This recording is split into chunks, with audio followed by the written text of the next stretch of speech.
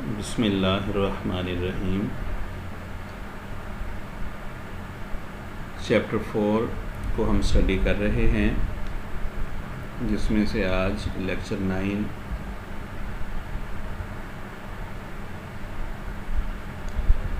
दरअसल ये फास्फोरस के ऑक्सी एसिड्स के मुताल्लिक है, जिनमें से जो पहला एसिड हमने स्टडी करना है वो है फास्फोरस एसिड। फार्मूला आपके सामने है H3PO3। प्रिपरेशन कैसे तैयार करते हैं इनको? फास्फोरस ट्राईऑक्साइड को अगर ठंडे पानी के अंदर मिक्स कर दिया जाए तो फास्फोरस एसिड वजूद में आता है। रिएक्शन 2, फास्फोरस ट्राईक्लोराइड को पानी के अंदर अगर मिक्स कर दें तो ये दो एसिड्स बनाती है, फास्फोरस एसिड और hydrochloric acid.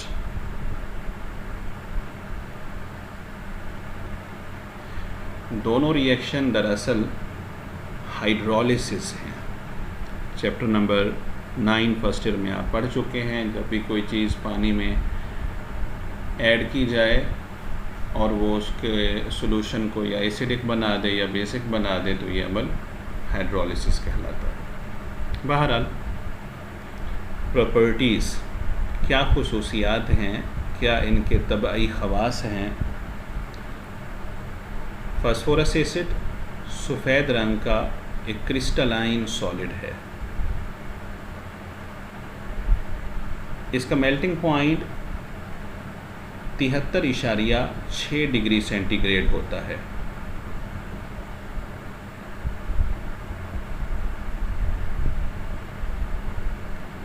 Reactions, first reaction है फास्फोरस एसिड का। इसको हम जस्ट हीट करेंगे और कोई काम नहीं है इसके अलावा। तो ये एक ऑक्सीडाइज्ड प्रोडक्ट फास्फोरिक एसिड में बदलता है और दूसरा रिड्यूस्ड प्रोडक्ट फास्फीन में बदलता है। एक ऐसा रिएक्शन जिसमें कोई कंपाउंड जिसकी कुछ मॉलिक्यूल ऑक्सीडाइज हों और कुछ मॉलिक्यूल रिड्यूस्ड हों एट द सेम टाइम, ये रिएक्शन डिस्प्रोपोर्शनेशन रिएक्शन कहलाता है। इसकी डिटेल चैप्टर नंबर 12 के अंदर आएगी, जो टर्म मैंने बोली है। बहरहाल यहाँ पे आप लोगों ने इससे कंफ्यूज नहीं होना। फास्फोरस +3 से +5 में गया फास्फोरिक एसिड के अंदर, तो ये ऑक्सीडाइज हुआ। उस फास्फोरस +3 से -3 ऑक्सीडेशन स्टेट में कन्वर्ट हुआ with in the phosphine PH3। एक रिड्यूस्ड प्रोडक्ट है। सेकेंड रिएक्शन, फास्फोरस एसिड को अगर एक्वस कॉपर सल्फेट के साथ मिक्स किया जाए, कॉपर सल्फेट पानी में मिला हुआ है, एक्वस पानी मिला हुआ, तो फास्फोरस एसिड एक बहुत अच्छा रिड्यूसिंग एजेंट साबित होता है और कॉपर सल्फेट में से कॉपर को ये रिड्यूस कर देता है। आप देख सकते हैं कॉपर सल्फेट बेसिकली जो क्यूप्रिक सल्फेट है, इसमें कॉपर की ऑक्सीडेशन स्टेट +2 है और फाइनली ये ज़ीरो ऑक्सीडेशन स्टेट में कन्वर्ट हो गया और सॉलिड फॉर्म में जिस बर्तन के अंदर रिएक्शन हो रहा होगा उसके बॉटम में बैठ जाएगा। तांबा हल नहीं होता, चूँकि ये नीचे बैठ जाएगा। पानी वगैरह के अंदर हल नहीं होता, नीचे बैठ जाएगा। तो किसने इसको रिड्यूस किया, किसने इसको इलेक्ट्रॉन्स दिए? फास्फोरस एसिड ने। तो फिर इटसेल्फ ये क्या हो जाएगा? ये ऑक्सीडाइज हो जाएगा +3 से +5 में, जब फास्फोरस एसिड फास्फोरिक एसिड में बदलेगा। थर्ड रिएक्शन है इसको हम रिएक्शन 2 की सेकंड कैटेगरी भी कह सकते हैं, क्योंकि ये इनके रिएक्शन एक जैसे हैं। अमोनिकल सिल्वर नाइट्रेट इसको नाम देते हैं, AgNO3 silver nitrate, NH4OH ammonium hydro oxide, इसको अमोनिया वाटर भी कहते हैं, NH3 + H2O, ये मिल के NH4OH बनाते हैं। और ओवरऑल तौर पर इन दोनों को हम इकट्ठा अमोनिकल सिल्वर नाइट्रेट बोलते हैं। तो यहाँ ये सिल्वर को रिड्यूस करता है, और सिल्वर की ऑक्सीडेशन स्टेट यहाँ पर +1 है, तो फाइनल मोस्ट राइट साइड पे इसको 0 ऑक्सीडेशन स्टेट में बदलता है। तो +1 से 0 में कब जाएगा? जब ये रिड्यूस होगा, इलेक्ट्रॉन को एक्सेप्ट करेगा। तो कौन इसको इलेक्ट्रॉन देता है, कौन इसकी रिडक्शन का सबब बनता है? ये फास्फोरस एसिड है।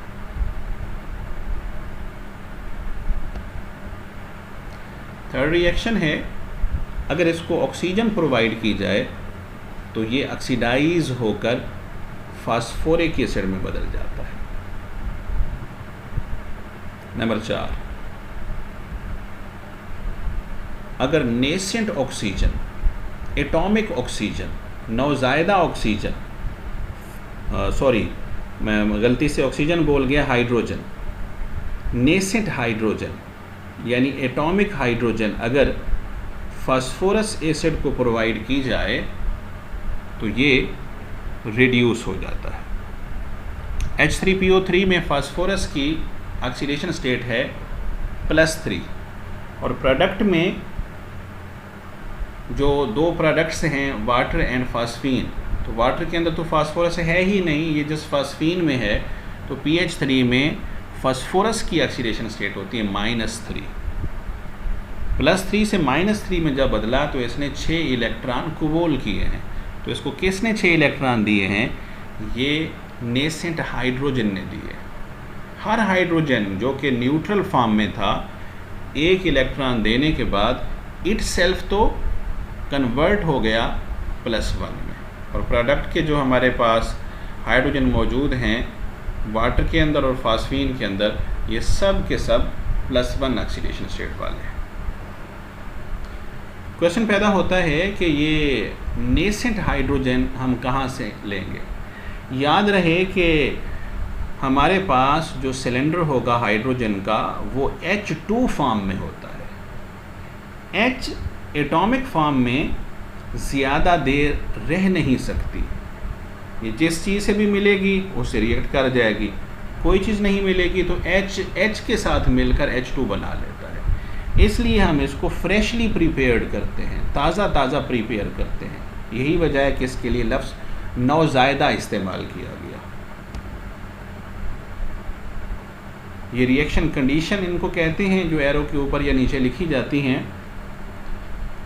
जिंक एंड हाइड्रोक्लोरिक एसिड, इनका मिक्सचर भी पुट करते हैं फास्फोरस एसिड के अंदर, तो जिंक HCl के साथ मिलकर नेसेंट हाइड्रोजन प्रोड्यूस करती है। गोया जिंक और हाइड्रोक्लोरिक एसिड का जो मिक्सचर पुट किया गया है, यहाँ पे ये कैटलिस्ट का काम नहीं कर रहे या कोई और इनका फंक्शन नहीं है, माँ सिवाय नेसेंट हाइड्रोजन के सोर्स के। तो यह हाइड्रोजन प्रोड्यूस करते हैं H फॉर्म में, फास्फोरस एसिड को देते हैं जो रिड्यूस हो जाता है।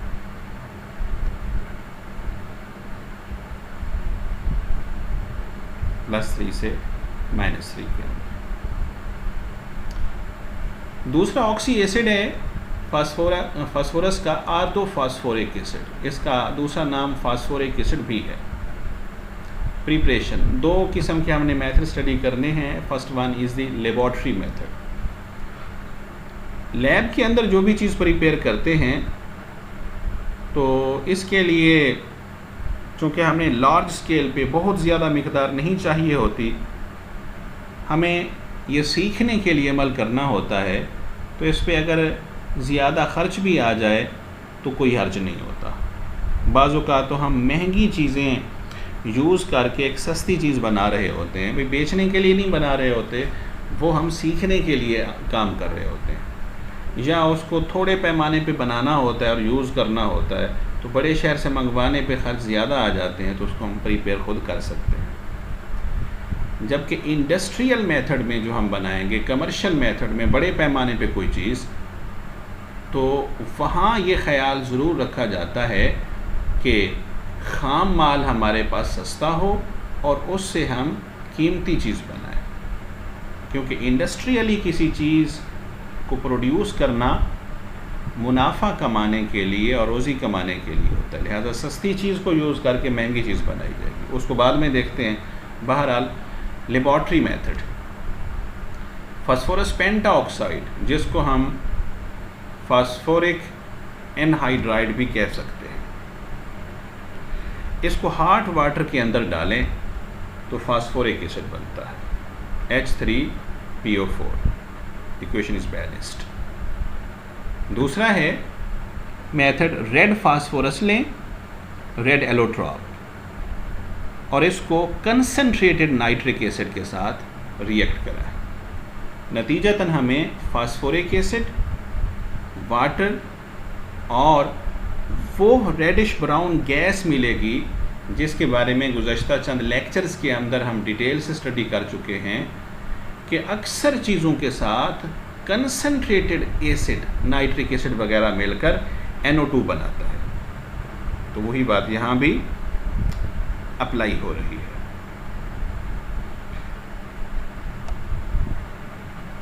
Third one is the reaction of phosphorus pentachloride with water.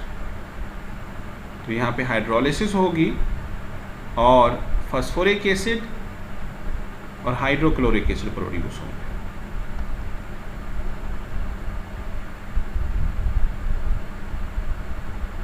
Commercial method, large scale method, industrial method, कोई नाम इनको दे सकते हैं।